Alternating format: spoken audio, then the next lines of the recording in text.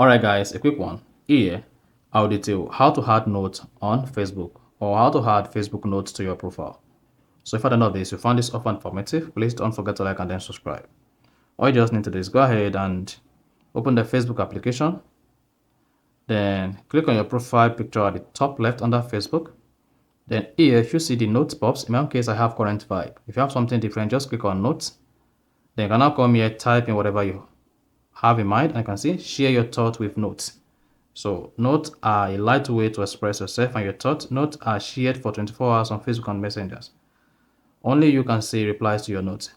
So no one is going to see replies to your notes. Just come here. I'm just going to say pay yourself first. Then after that, just go ahead and click on share. And then you're good to go. You should see pay yourself first. Now, this note is going to share on your Facebook as well as on Messenger. And only you'll be able to see the note replies. So if you go back to your Facebook, click on profile, and then you should see your note. And then this note is going to be deleted after 24 hours. So you have 24 hours maximum before the note will be deleted automatically.